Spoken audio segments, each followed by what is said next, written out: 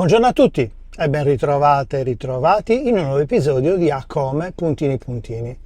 L'ospite di oggi sono tutti quelli che in più di 60 episodi e circa 10 mesi di podcast ho potuto incontrare, conoscere, ascoltare in un'ora poco più di passeggiata, di chiacchiere, di risate, di riflessioni, di storie, di ricordi, di esperienze.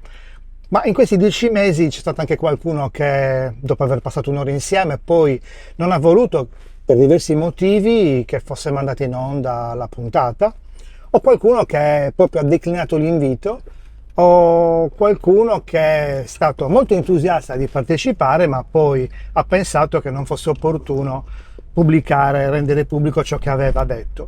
Così oggi ho pensato di dedicare questo episodio di A Come a tutti coloro che hanno partecipato e che hanno reso possibile questo progetto, con un mix di questi 60 e più episodi, di questi 60 e più ore e di circa 600 e più chilometri percorsi. Quindi se dovessi dare un nome a questo mix, mi piace pensare alla caratteristica che ha contraddistinto tutti gli episodi, e quindi lo chiamerei A come accogliente. Quindi buon ascolto, buona visione e sigla!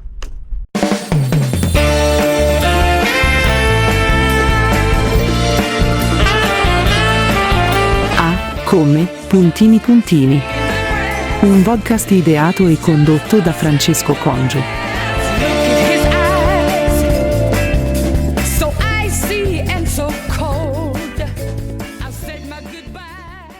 Senti, volevo chiederti, quando mi hai detto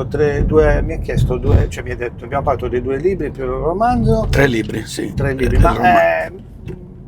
un paio di giorni fa, no, forse un mese fa, mi hai detto, sto iniziando scrivendo qualcosa. Ah sì, allora. Hai un altro libro in programma? Sì, sto scrivendo, allora, la parte del cervello, adesso ho creato un modello per renderlo comprensibile a tutti. Bello. Quindi metterò in questo libro che sto scrivendo un test anche che ognuno può fare per riconoscere quali aree del cervello sono più allenate.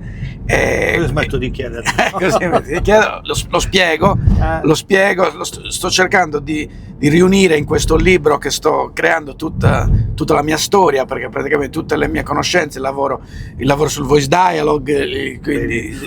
Fermo, vai che voice dialogue tu mi dicesti, me l'hai raccontato 10 anni fa, sì. Me l'hai spiegato e io ne faccio tesoro, sì. Sono un portavoce tuo sul voice dialogue, perché lo insegno a modo mio a tutti, poi dico no, andate da Antonio e parlatene con lui, però quello che mi ha insegnato Antonio è questo e quest'altro, non ve lo dico, andatevela a leggere, no vabbè, sto scherzando, però lo sto trovando moltissimo in tanti podcast, libri, sta diventando una cosa che hanno capito in molti, poi la chiamano in un altro modo, non la chiamano dialogo delle parti, la chiamano magari l'altra parte di te, non parlano di parte represse, parte rinnegate. Allora, intanto il voice dialogo delle voci è una tecnica creata da 2 psicologi statunitensi, Alice Sidra Stone, che tratta, dialogo delle voci, tratta le singole parti che abitano dentro di noi come se fossero persone a sé stanti.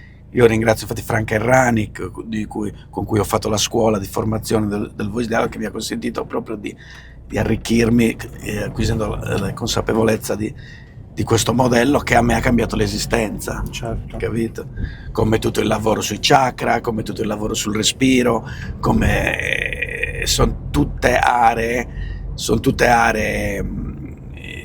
di lavoro volte ad approfondire se stessi. Guarda che la conoscenza di se stessi è un bel viaggio, non è semplice. Non è semplice. Bisogna volerlo fare questo viaggio, o almeno impegnarsi a iniziarlo.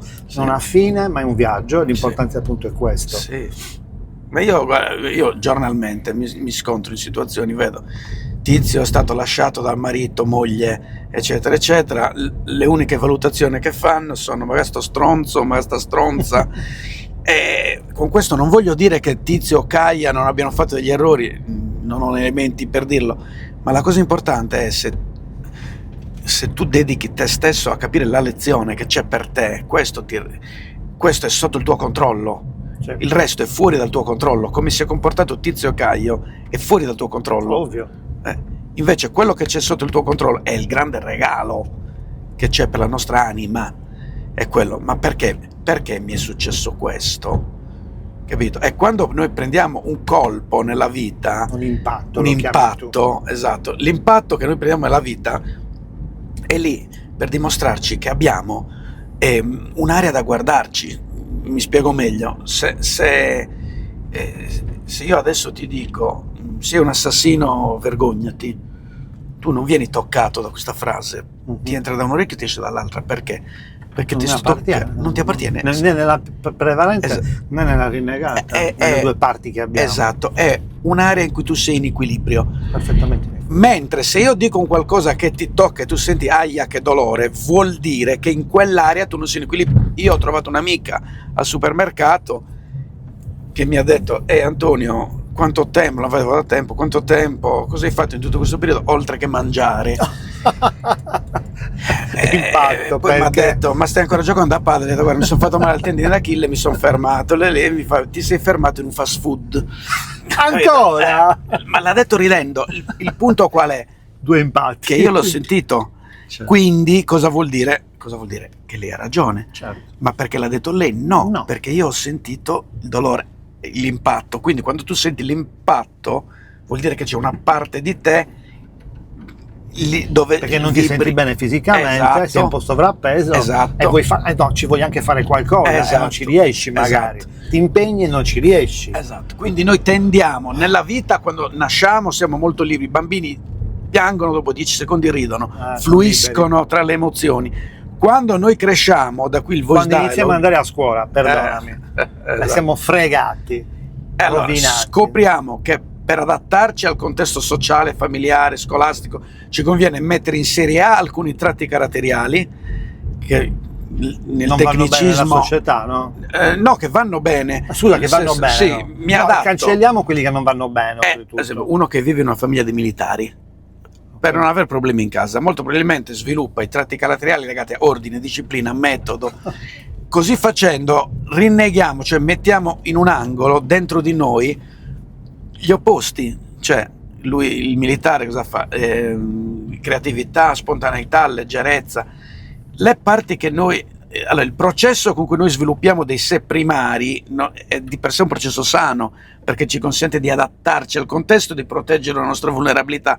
Però se noi perdiamo il contatto con l'altra parte, è un problema quello. E quando noi perdiamo il contatto con l'altra parte, siamo molto giudicanti con l'altra parte, però ce la attiriamo dall'esterno. In genere la sposiamo, bravo. Sì. Perché sei una ragazza sensibile. Altra domanda che mi viene in mente. Indovina qual è? Siamo sensibili o permalosi? Brava, vedi che hai imparato. Ma che bello. Dimmi che ci sono novità su questo argomento. Ci sono novità, sì, perché anche in ristorante Dica. ho incontrato persone che sono molto alla mano, perché soprattutto, cioè in generale i Carlo Fortini sono così, molto scherzosi, prendono in giro e a volte magari non capiscono che beccano proprio quel punto che non deve essere beccato. Soprattutto mi è successo quando ho cambiato ristorante e c'era un caposala, uno dei due, perché erano due caposala, una femmina e un maschio, molto stronzetto, molto che prendeva in giro, molto un po' così. E un giorno mi sono arrabbiata e gli ho detto: ma perché siamo sempre noi sensibili a doverci adeguare a voi stronzi che tutti ci dicono devi Le così, peggior cose. esatto, così, ma gli altri ti fanno dai, così impari, così poi ti fai ti rinforzi, capito? E invece io ho fatto, quando potreste essere anche voi stronzi a dovervi adeguare a noi sensibili, perché ogni tanto voi potreste pensare un po' di più e riflettere su quella cosa che in realtà non è così bella da dire. Non solo, perché nel momento in cui tu, sensibile, dici che magari ci sei rimasta male, ti dicono ma non fare il permaloso. Esatto. È lì il problema, il nocciolo della questione. O fanno dai, per così poco. Oppure perché sei così permalosa. Infatti. L'essere permalosi è prendersela per qualsiasi cosa, ok? Qualsiasi, anche le cose più normali, esageratamente, no? Anche magari normali, ma quando uno ti offende e tu dici mi stai offendendo, punto e basta. Sì, esatto. Sei irrispettoso, sei violento, esagerato e tutto, e tocchi la mia sensibilità che è sacra. No, sei permaloso e quindi sei in difetto, sei tu in difetto, sei tu Esatto. sbagliato. È la cosa più brutta, che non la capiranno molto facilmente le altre persone, mai. Cioè, solo alcune, Cioè io le forse. invidio le persone che se gli dici quelle peggio cose gli rimbalza, ma probabilmente non sono sensibili, non sono particolarmente... Ma in realtà io non le invidio, perché... No, nel senso, cioè, come certo che io non le invidio, non le invidio nel senso del termine, cioè penso che vivano meglio di noi in quel sì, senso lì, però però io voglio io sto bene comunque come sto. penso che alla fine le persone più belle siano quelle sensibili, perché sono anche le più empatiche, quelle che si immedesimano nell'altro e ti riescono ad aiutare nel miglior modo, capiscono anche subito quando sei un po' giù e si interessano di te, e comunque perlomeno io sono anche sempre sincera, magari prima di meno, magari lo nascondevo di più, però adesso comunque quando ci Non hai rimango più male, paura, lo dici. esatto, lo dico quasi sempre, dipende ovviamente dalle persone, però nelle amicizie e nelle relazioni soprattutto, perché non voglio che poi ci siano fraintendimenti. Brava. E in questo però volevo aggiungere una cosa molto importante. Io sono profondamente cristiana, ma non sono cattolica, non sono religiosa, sono cristiana come visione proprio degli insegnamenti del Cristo. E il Cristo ha portato proprio come lezione, perché lui era davvero un maestro, non era, cioè era molto altro, però era un grande maestro dell'umanità, e lui ha insegnato una cosa importante: ad essere individui. Prima l'uomo era dentro le linee di sangue. Noi sappiamo, no? Che c'erano i clan, i saggi conducevano il clan, i saggi pensavano per gli altri, decidevano per gli altri. Una volta che l'Io è sceso sulla terra dai piani spirituali e si è incarnato nell'uomo, l'uomo non ha più avuto bisogno dei maestri. Noi oggi siamo ancora assurdamente alla ricerca di maestri. Il nostro maestro stavolta è interiore ed è solo la nostra coscienza, è il nostro io, è il nostro sé superiore che ci guida nella nostra vita. Se noi ci riferiamo solo a lui, troviamo dei grandissimi insegnamenti per le nostre vite. Purtroppo non lo facciamo.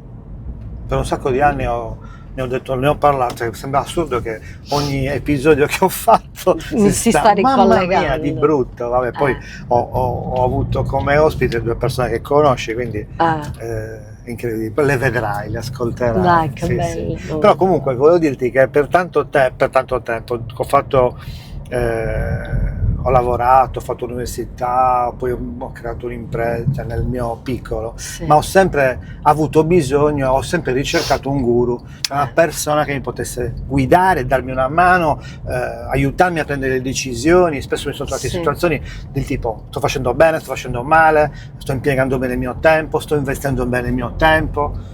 Arrivati a una certa età, sono arrivato a pensare, a credere che il guru migliore è te stesso. Esatto. Sei tu il guru di te stesso, ma per arrivare a quello ci ho messo un sacco di tempo. Mi sarebbe piaciuto capirlo a 20 anni, a 30 anni. È il lavoro di una vita. È il lavoro di questo. una vita. Quindi Perché anche quando lo capisci con la testa, ma devi certo, capirlo col cuore. con l'anima proprio. Esatto. Però questa cosa, vedi, mi ci ritrovo e non avevo capito, cioè questa cosa l'ho pensata senza avere un briciolo di spiritualità che magari ora ho di più, cioè l'ho capito a 40 anni, a 45, 50, 40 anni, e ho cominciato a dirlo ai ragazzi che venivano a Sei un parlare con me. privilegiato se l'hai capito, perché L'ho la capito, maggior ma parte non l'ho non lo coltivato, capisce. capito? Non l'ho coltivato bene come lo coltivi tu adesso, o lo stai coltivando da 20 anni, capito?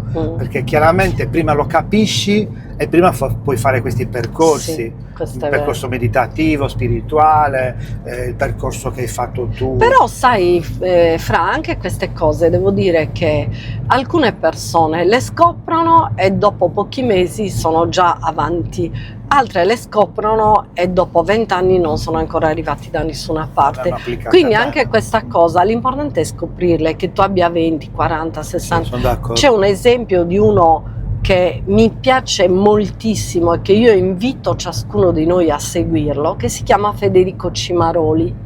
Ah, Federico Mai Cimaroli sentito è un uomo di Cimaroli. 40 anni che ha vissuto una vita totalmente dissoluta, è riminese, si occupava di Mai feste, sentito. di feste, di public relation nelle discoteche, Ah.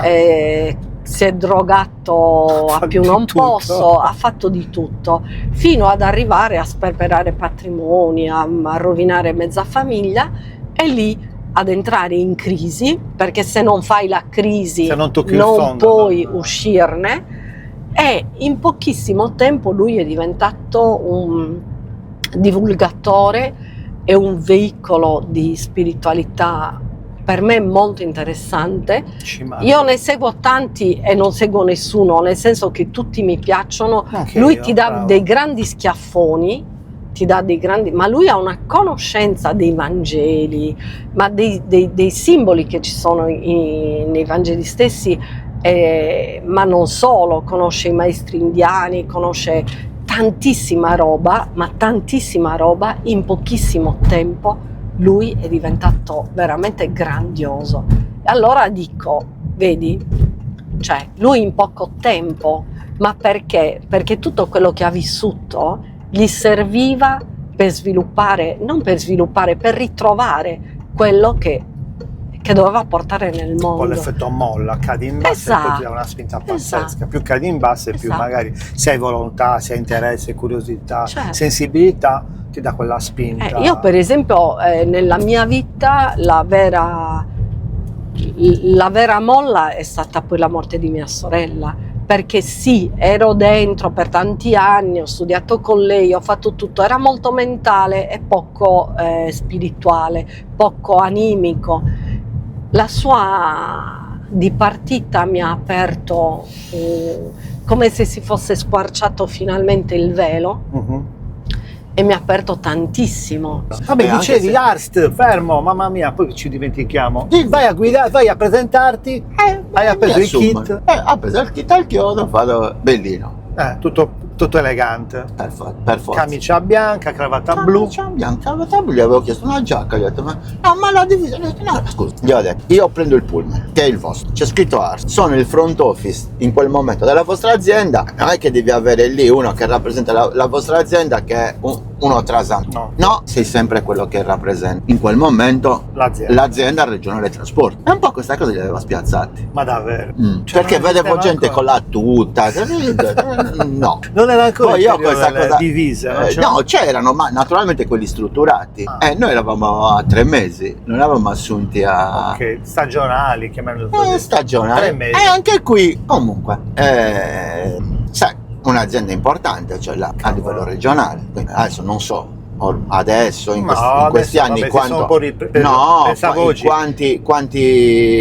quanti dipendenti hanno, però è No, una buona. è grossa, ma No, che grossa, Ma pensa ai fa cambi- tutto l'extraurbano, esatto, quindi ma pensa tutto. a quanto, lo pensavo proprio oggi, è un caso che pensava a quello. Il CTM, ex ACT, quando eravamo Sì. piccoli, Vabbè, è cambiata la ragione sociale, è un Sì, SPA adesso. dal punto di vista proprio di immagine, è completamente rivoluzionata. Ai nostri tempi era una cosa indecorosa. Allora, il CTM, intanto il CTM è un'azienda veramente, ma a livello nazionale. Sì, sì, importante, compete tranquillamente perché con l'ATM di non c'è Milano, proprio, ma ha di un Roma. know-how pazzesco, Con l'ATA. ha un ufficio, io mi sono relazionato sia con l'ARST che col CTM quando ho fatto attività politica per il comune di Monserrato, anche perché con loro io poi ero il presidente della commissione Urbanistica? viabilità e Viabilità, trasporti mobilità. e sviluppo economico, quindi Conoscevi loro? avevo per forza relazioni con loro quando si è parlato della prima tratta a Monserrato Policlinico, tutta questa roba qui, quindi i tavoli di concertazione ce l'avevi anche con loro, capire un po'. E quindi vai con, Dove eravamo? All'Arst. vai con la giacca all'arte presenti? Quindi non avevamo cortezza di dove erano le linee, le fermate. È giusto, non conoscevi nulla. No, Ti ho messo su un pullman, vai. Devi andare a Desolo. Ma stai scherzando? No. Buttato così. Sì. Oh, mamma Allora, mia. la tecnica era la seguente. Ma Desolo per dire... E non c'era Google Map, non c'era cavolo, non c'era i No. cellulari. No. Cartina? Io non avevo... il problema non è la cartina. Il problema è la cartina, se a un certo punto tu arrivi, che so, a Esterzil. Mi devo fermare o no? No, dov'è la fermata? Dov'è la Il cartello. pallina che mi indica la fermata? Niente, non c'era un tubo. E allora, siccome di necessità ne facevi virtù, ti cercavi l'assistente di bordo, il navigatore. Quindi tu arrivavi in Piazza Matteotti, dove c'era il parcheggio della tua corriera, che partiva, che so, alle 14, arrivavano quelli che dovevano andare, che so, l'ultima fermata era Desolo, Cagliari-Desolo. Chi deve andare a Desolo? Ma stai scherzando? Cioè, persona normale faceva il navigatore per te. E io ero l'autista, ero abilitato a guidare il pullman. vabbè. Poi, naturalmente, adesso è cambiato il mondo, perché adesso certo. c'hai i sistemi di rilevazione satellitare, ti dicono dove è, guarda che a 100 metri ci avrai una Ti avvisa, fermata, cioè puoi entrare- c'hai tutto, quindi non è... Ma in quel momento non avevi tutto. Ma no? te lo sei inventata tu che sta cosa del navigatore? No, O te l'hanno no, detto? Cioè, guarda, prenditi un... Ma io me la son pensata così, non lo so, poi io non ricordo cosa facevano un po' gli altri, però Tu hai fatto così. e comunque, ma questo vale per San Sperate, questo vale per ogni posto. Comunque, moneta della un film. Un film. E naturalmente la tecnica era: trova la ragazza più bellina Certo. sul pullman E chiedilo a e gli lei. chiedi, ma ascolta, guarda, io Devi andare a Desolo. devi È una andare mano. dove devi andare? E poi quando era molto carina diceva no, a Nuram. Vado a Nuram. Vado a Nuram.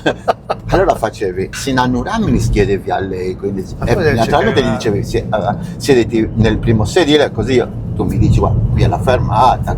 No.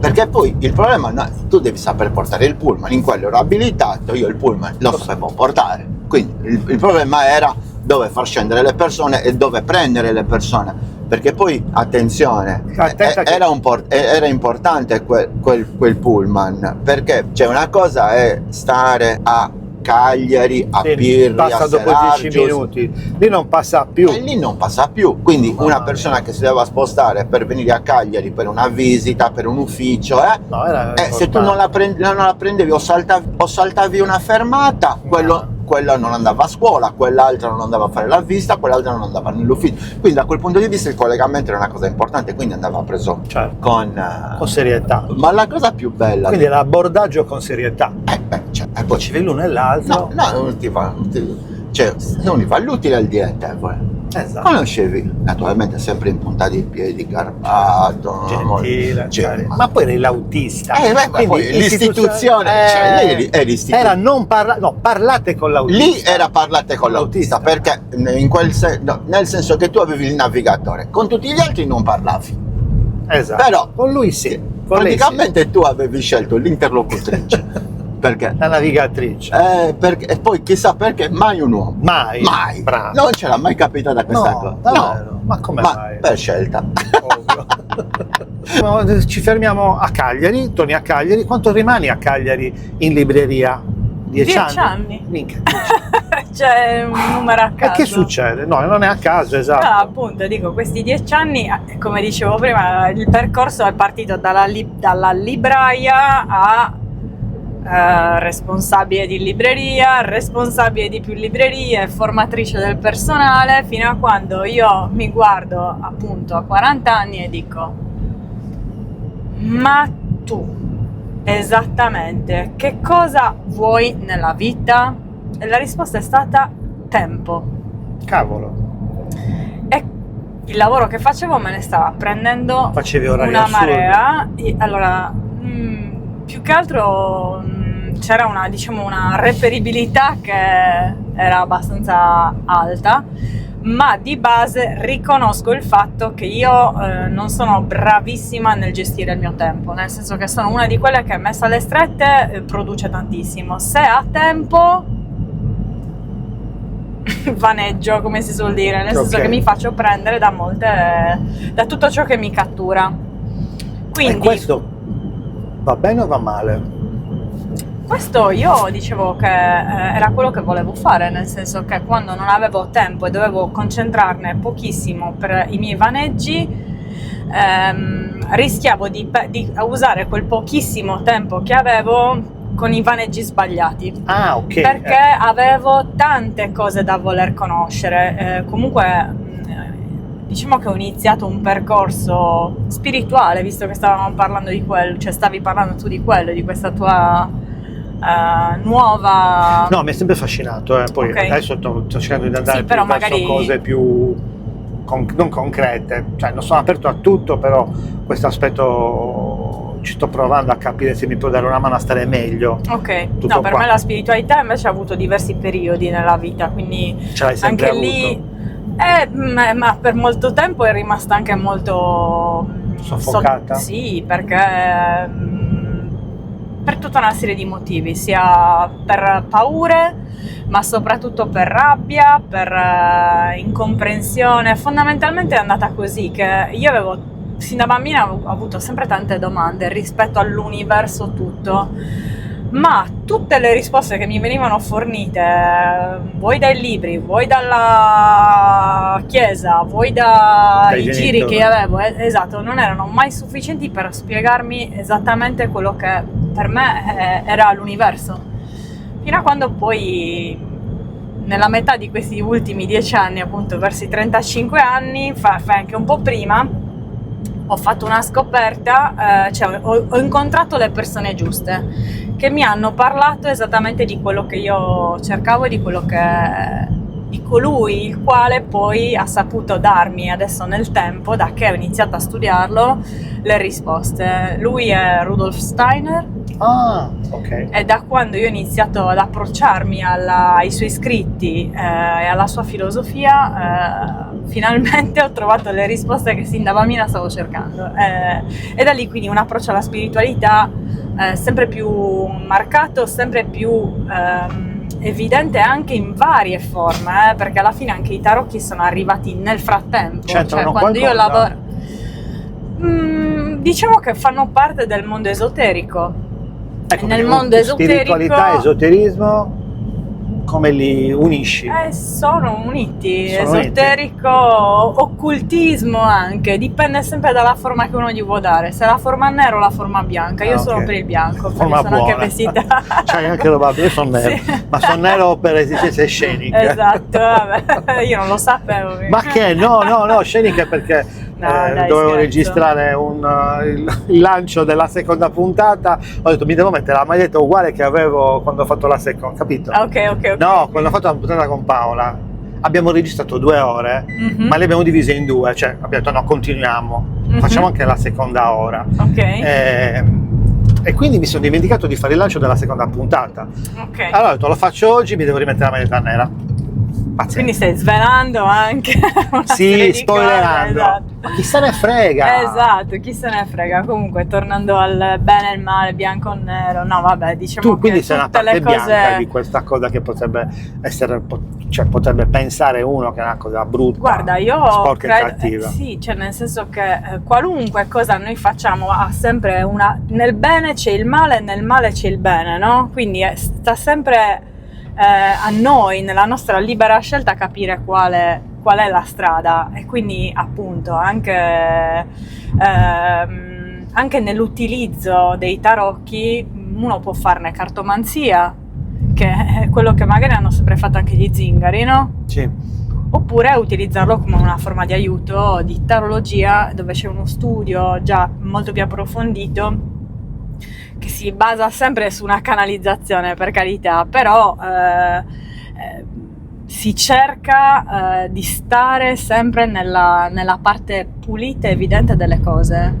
Cosa Allora, pensi tu? a me dispiace quando ti faccio un esempio concreto, perché per individuare quella che per me è la spermalosità, ad esempio mio marito, poverino, lo tiro sempre in ballo perché gli voglio un bene grande, mio marito mi chiede dei suggerimenti, tra di noi c'è un rapporto dove qualsiasi cosa, diciamo, anche a livello professionale, se c'è un dubbio, lo Un testiamo, confronto, volete sì, lo confronto. testiamo vicendevolmente, e quindi la prima Ah. persona con cui ti viene opportuno fare in confronto è appunto il tuo partner. Ok. A quel punto, se tu mi chiedi però cosa ne penso, è logico che io ti dico veramente cosa ne penso, quantunque sia, anzi, sapendo poi la mia ignoranza in materia, ammettendo la mia ignoranza in materia, ma se tu mi chiedi che cosa quel tuo progetto, la soluzione che tu hai attuato, che cosa come mi arriva, che cosa, come la vedo, io te lo dico chiaramente. È logico che questo a volte crea Guarda, ti posso dare un dei consiglio? malumori. Devi dire, se io fossi al tuo posto, ma non sono te, farei così. Bellissima, mi piace questo approccio, Perché lo proprio- metterò, provalo. lo attuerò. Funziona, però Se è questo io il fossi problema. tuo posto ma non sono te, farei così. Ottimo, Perché, Franci. dimmi, quindi cosa succede? E quindi lui si arrabbia inizialmente, nel senso lo vedi che è musonito, che Perché non gli hai dato appoggio? non ho dato, esatto, non ho detto a lui che era tutto bellissimo, giustissimo, perfettissimo, però Ok. poi dopo, siccome è una persona estremamente Ci intelligente, rimugina e arriva a una bravo, lui è conclusione. un po' un diesel. Ma questo non c'entra con Lui è l'essere un po' permalosi. Ma non ti scusa. devi arrabbiare neanche un pochino, neanche inizialmente. Ma perché ti arrabbi? Mica lo faccio per male. Ho capito, ma Ma le critiche, cioè, sai quante critiche ricevo, quante critiche mi fanno, quante critiche... Cioè, non è che ci rimango male, nel senso che, caspita, almeno fosse che me ne arrivassero di più. No, ma aspetta, ti ho chiesto cos'è essere permalosi e hai parlato di tuo La marito. permalosità è questo Cos'è? risvolto della medaglia, che quando tu ricevi Cioè, ma- una critica poi ti arrabbi. Ma no, ma mettila... Cioè, Ma non è fanne rimanerci buon- male a prescindere su tutto, per ogni cosa? No, questo no, le critiche, non gli piacciono le critiche.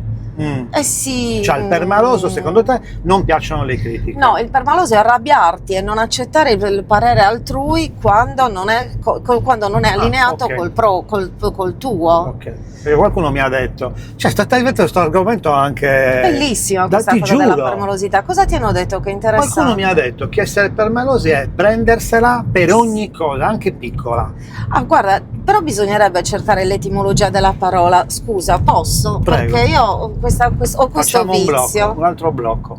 Al mio rientro dal Sudafrica ho un incidente che mi fa fare delle esperienze extrasensoriali, Davvero? sì, da cui io sopravvivo elegantemente, rimango in piedi, cioè nonostante avessi Evidentemente bellissimo. 160 km orari 160? Sì, questa era l'ultima volta che ho visto il tachimetro, senza casco, in moto, dietro, mia. seduta, sarei potuta sbalzare, non sono sbalzata, perché? Perché mi hanno trattenuto dai mondi dello spirito, non era quello il momento di morire, e questo mi è mamma. stato detto per 3 volte mentre l'incidente occorreva, succedeva. Cioè, mentre avevi l'incidente, cosa è successo? Non ho capito. Sulla mia sinistra si è palesata una voce, non una presenza in senso fisico, ma una voce che mi ha per 3 volte, con una calma inimmaginabile, indescrivibile, per cui le parole sono sempre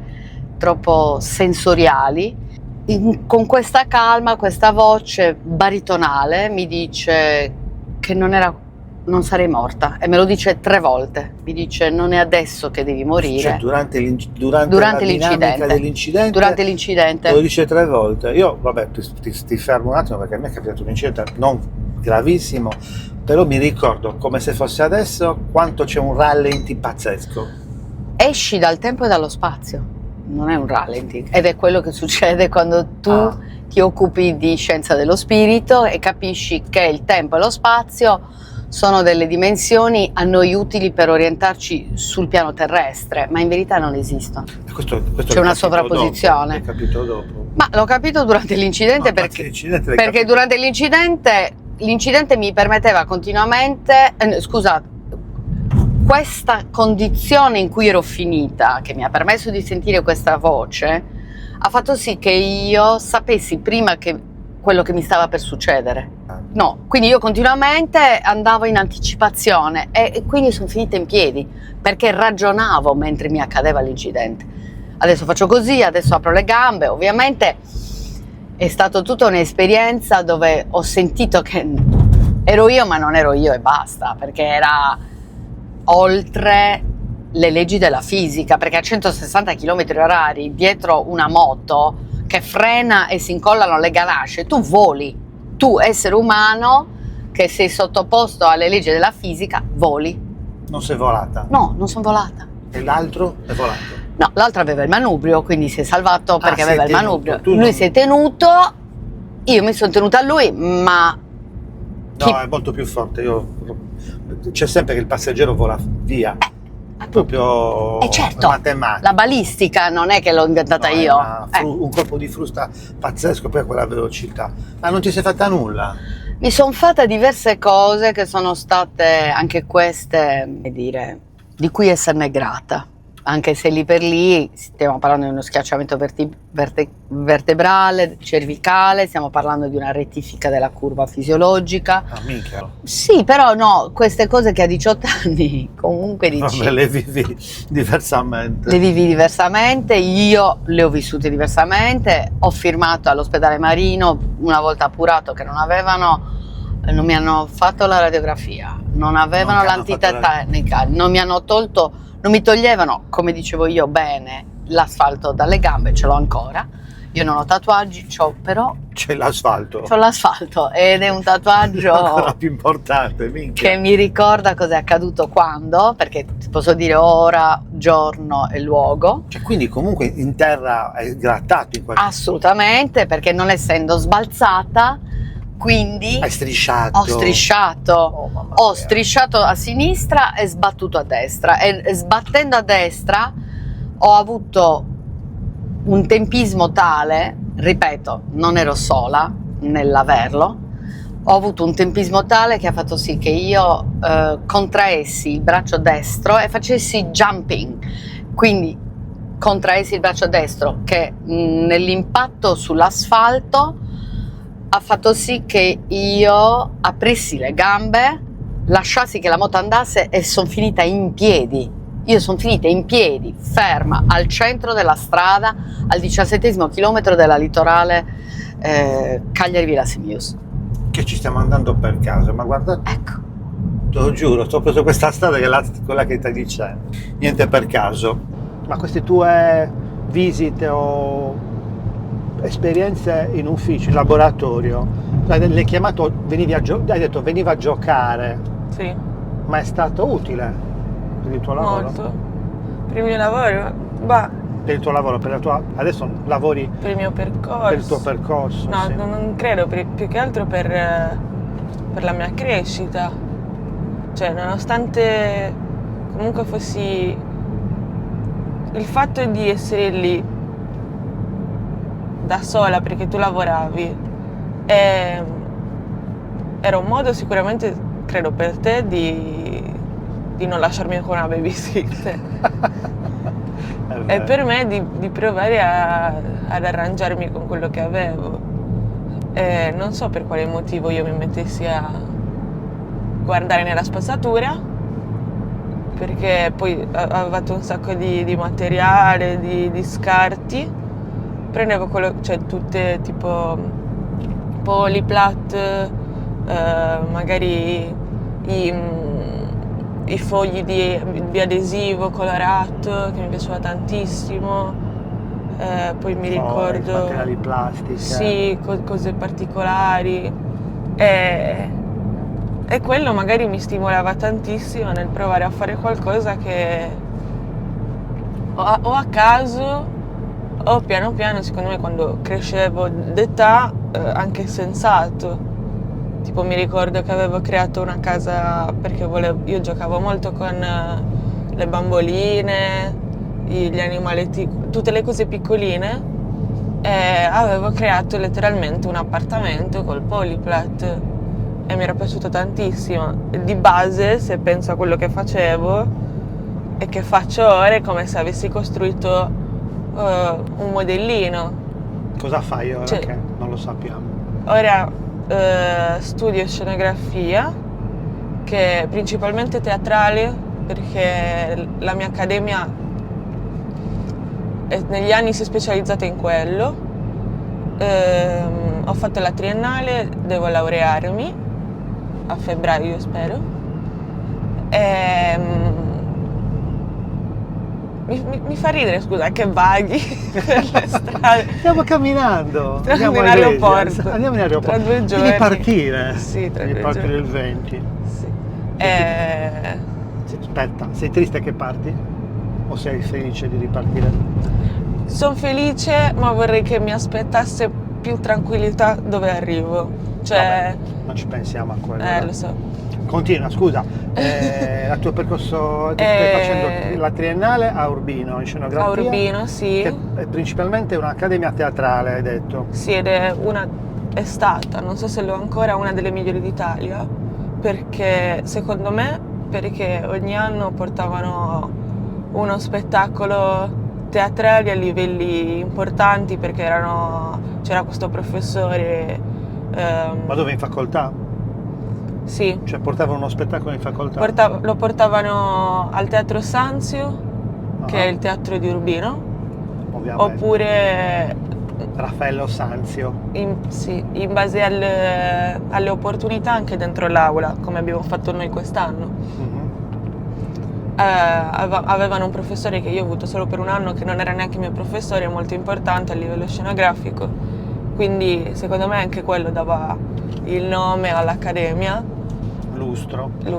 e il fatto anche che i ragazzi si mettevano molto nonostante uno spettacolo e lo spettacolo non fosse parte integrante del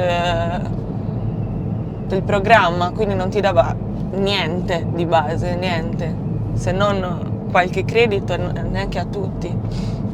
Era curriculum, cioè per me è considerato curriculum. Poi magari per qualcuno è considerato solo uno sbatti da fare, non lo so. Ah. E niente, quindi. Per esempio, quest'anno cosa avete fatto in particolare? Cioè, perché tu non l'hai detto forse, o l'hai detto, non mi sono accorto, hai parlato di laboratorio? No, ho parlato di. No, non ho parlato di niente, perché i 3 anni non sono molto pratici, sono per lo più teorici. Ma più che teorici, creativi, nel senso ci hanno insegnato molto a prendere da un testo il significato, da una drammaturgia il significato, il senso, il concetto, le cose più importanti per poi creare una scenografia, un ambiente, qualcosa che ne spieghi il concetto. Cioè arriva che ogni cosa che tu metti nel tuo spazio deve avere un senso, cioè non puoi Quindi dire. È progettazione. Sì, è progettazione. Sì. E questa cosa non ti piace? Progettare? Molto. Ah. Però credo di non avere delle idee innovative, cioè mi piace progettare le idee degli altri forse. Però. Progettare le idee degli altri? Sì, mi sono trovata molto bene a lavorare in gruppo. Quindi aspetta, serve un'idea, o meglio, prendi un testo, lo leggi, lo analizzi, lo capisci, tiri fuori un'idea e progetti. Sì, questo è in accademia, però nel lavoro. Nel lavoro vero invece?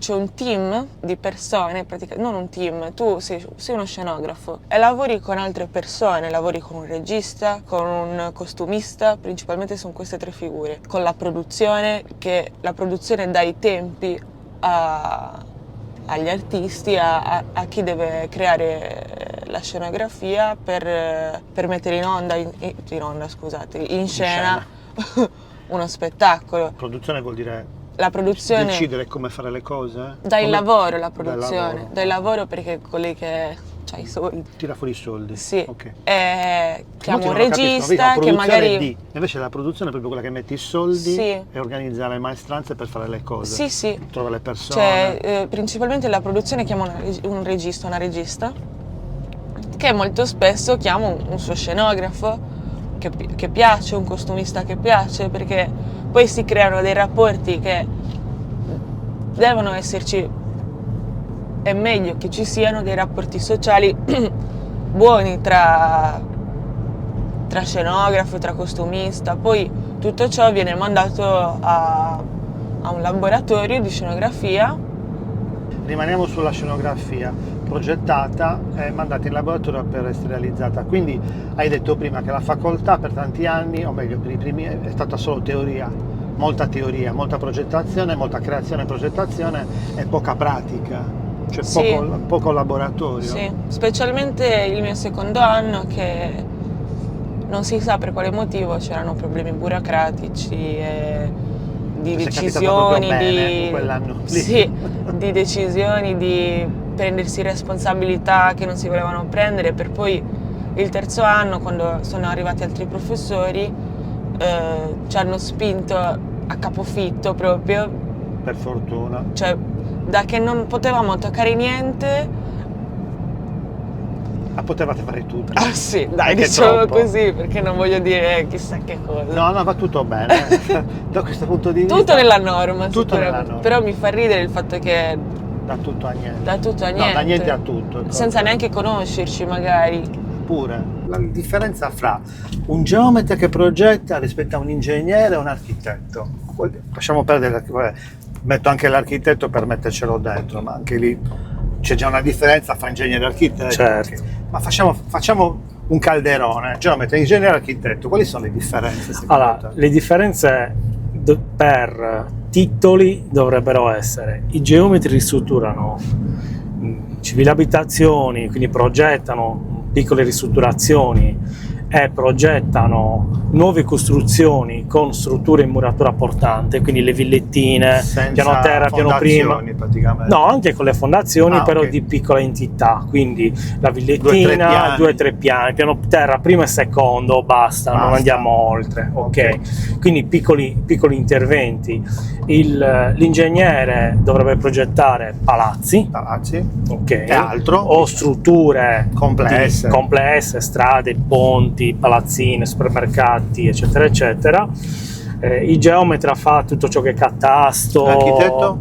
L'architetto dovrebbe progettare cose di lusso, cose belle, cose belle. particolari, Perché voi fate cose brutte, ingegneri e geometri fanno cose più complesse, dove magari ok. cioè la vivibilità, l'accessibilità, la bellezza, diciamo, ma anche la Esatto, funzionalità. fa da padrone, tipo ville molto belle, importanti, con uno stile particolare. Tu lì fai un passo indietro quando vedi una situazione del genere, Eh. chiedi l'intervento di un architetto, per Assolutamente sì. Bravo. Non Questa ho le abilità. capacità tecniche per poter, non ho proprio la visione, mi Giusto. manca proprio la visione Ok. artistica, e quindi lì per forza. È lì per forza. Infatti molti architetti stanno facendo restyling di palazzi, vedi Meyer e Pilia che fanno delle cose fantastiche a Cagliari. Ah, sì, sì. Insomma, quando c'è l'architetto fa cose belle. No, ho avuto modo di collaborare con architetti, quindi lo sto dicendo sapendolo, ma voglio che venga fuori. A Cagliari succede invece che tutto fanno tutti. Cioè l'ingegnere fa quello che fa il geometra, l'architetto fa quello Tutti che fa il fanno tutto. tutto fanno tutto. Sì, E alla sì. fine ti trovi l'architetto che invece di mettersi lì a progettare una facciata da rendere fantastica, lo trovi che ti chiede a te geometra di fargli una DOCFA, un accatastamento, Ovvio. ok? E che tu gli prepari perché lui non è in grado di farla e lui la presenta. Ok, quindi Vabbè, vabbè, lì parliamo di presunzioni, atteggiamenti, Sì, eccetera. Però sì, è così. siamo fermati al momento in cui sei andata a fare il praticantato e hai dato l'esame. Esatto. Dopodiché, Dato l'esame, dopodiché mio padre aveva un'impresa edile, era difficile trovare lavoro, quindi ho lavorato con lui facendo l'operaio. bravo. Stavo per chiederti, ma tu hai mai Sì, facendo l'operaio. fondamentale, la cazzuola? Per quello che ho Papà. una conoscenza del cantiere Meno un po' male, più meno male. spiccata. Grazie a Dio Sì, ha vedi, fatto pratica, esatto. perché sai quante volte mi è capitato gente che ha fatto cose senza un minimo di gavetta, Già. fondamentale. Ho fatto l'operaio, quindi... Quanto tempo? Per 2 annetti. 2 anni? Sì, 2 annetti, poi Bravo. la mia strada non era quello che volevo fare, stavo anche perdendo quello Visione. che era la visione mia, non volevo fare l'operaio e stavo anche perdendo le competenze, perché comunque allora ho cercato subito lavoro in un'impresa, sono riuscito a entrare come geometra in un'impresa. Scusa, domanda, lì da tuo padre non potevi fare il geometra? Sì, Era facevo il impossibile. geometra, ma Facendolo con tuo padre forse... esatto. Ti è deluso questo fatto? No, perché comunque Dispiaciuto, dai, parliamo un termine più... comunque alla fine non aveva la struttura per Ah. avere un geometra, ok? Ok. E quindi Era una piccola impresa, sì. non era una Sì, cosa- era una piccola impresa. Ancora vivo tuo padre? Sì, ancora vivo. Cosa pensa di te ora? Dovrei chiederglielo. Devi chiederglielo, per favore chiediglielo. Devo chiederglielo. No, no, dai, chiediglielo, sì. chiediglielo, poi me lo dirai. Importante, molto. sì. Anche perché c'hai 46 anni, quindi comunque non sei più un bambino, Esatto. un ragazzino, per lui sei già un uomo, uomo fatto, sbaglio. Direi. Hai famiglia? Ho famiglia, Sei sposato, moglie, figli? un figlio di 16 anni. Di 16? Sì. Wow.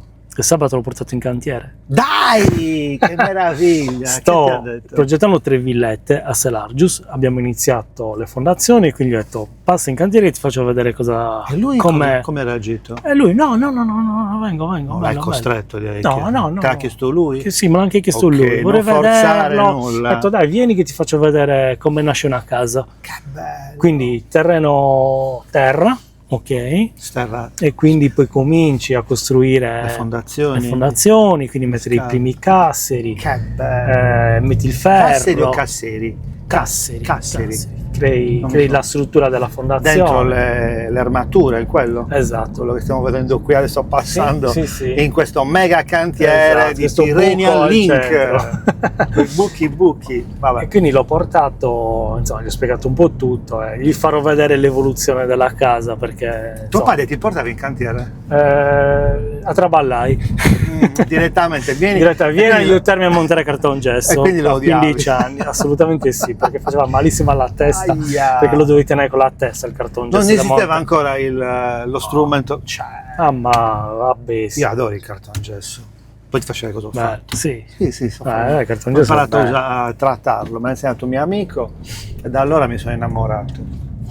Vabbè, bello, non parliamo sì, di me. sì. Quindi vai, lavori con tuo padre, a sbugia, entri in un'impresa come geometra. Mentre come Quanto dura questa geometra, esperienza? Dura altri 2 anni, ma è stata molto formativa perché mi ha messo nelle condizioni di gestire grossissimi cantieri. Tipo, Grossissimi? sì, Cosa intendi? tipo un palazzo con 15 appartamenti di una certa entità, 20 Quindi operai. 20 operai, quindi ti occupavi di fare la progettazione, cioè di seguire. Seguivo il cantiere, seguivo proprio il cantiere, cioè Ok. la progettazione è già stata fatta.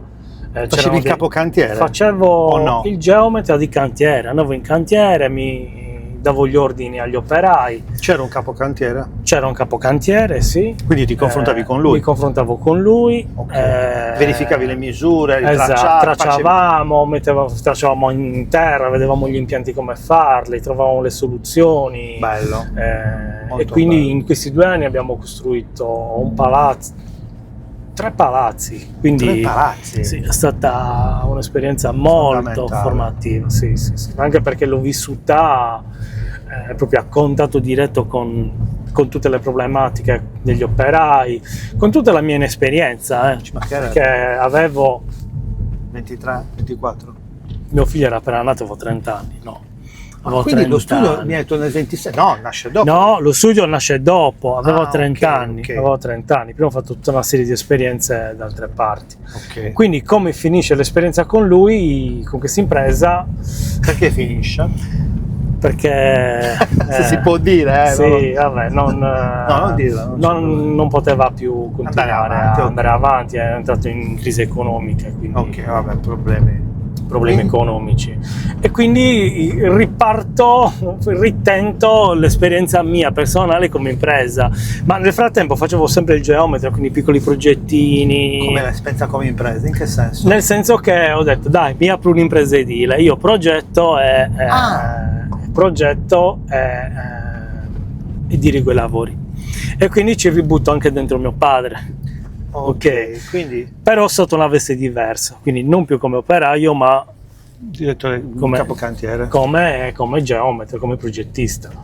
No, scusami, tuo padre hai detto. Sì, ci ributto dentro che mio padre, quindi lui come impresa, andiamo a tentare gli Cioè, tu acquisizioni. apri un'impresa con tuo padre. Esatto, apro un'impresa con mio padre, sì, con mio padre. Però che differenza c'è rispetto a quando lavoravi con tuo padre? Che prima lavoravo per mio padre. Ma lui non lavorava più in quel momento? Quando tu Sì, lo lui chiami? continua a lavorare, ma io lavoro con lui, quindi facciamo una società. Ok, e proprio alla facciamo- pari. Esatto, alla pari, e facciamo Come l'ha un'impresa con presa? lui. No, l'ha presa bene, abbiamo preso un piccolo immobile a Decimo, abbiamo fatto una serie di esperienze da altre parti. Ok. E quindi in questi 2 anni abbiamo costruito un palazzo, 3 palazzi, quindi Però pagato 35.000 euro, l'abbiamo ristrutturato e l'abbiamo rivenduto. Quindi operazioni di questo tipo, Esatto. compro, rimetto a posto. Esatto, e quindi rivendo. io ho fatto la progettazione, ho fatto la direzione lavori, ho fatto tutto l'iter burocratico. Quindi impari oltretutto questi aspetti che sono Esatto. purtroppo fondamentali, sono sempre peggiori nel Sì, tempo, sono sì. peggiorati tantissimo nel tempo, Esatto, come sì. complessità, mamma mia. Nel frattempo mi compro anche un terreno, mi costruisco casa, quindi continuo sempre quel processo di Ok, stare in cantiere, perché poi casa mia me la sono costruita con le mie mani, che bello. quindi tracce, cartongessi, cioè l'ho proprio fatta io progetto l'hai fatto fisicamente. tu? Il progetto l'ho fatto Come io. progettarsi casa propria? Balordo, vero? è balordo, sì. Balordo. Perché non è nessuno che ti dà i consigli, cioè nonostante tu possa essere la persona che dà 1000 consigli, Ne vogliamo cioè ti do parlare. 1000 consigli a te, guarda, devi farlo quando entri tu in quel ruolo, Fai un diventi un macello. incompetente, Bravissimo. non sai più nulla. Bravissimo. È una cosa impressionante. Da brivido Sì. mi fa questa cosa, perché nel mio Ah, lavoro è tutta la vita ho cosa. fatto comunicazione. Sì, Io ho lavorato per tantissimi clienti, ma con soddisfazioni enormi. Quando si è trattato di fare una cosa per me, Dio mio, cioè, però lo sapevo, non lo sapevo, per cui Sì, chiamavo sempre il proprio mio così. amico, oh aiutami, devo fare la cosa mia. Allora anche lui, che è un bravissimo professionista, si è trovato in difficoltà. Per quale motivo?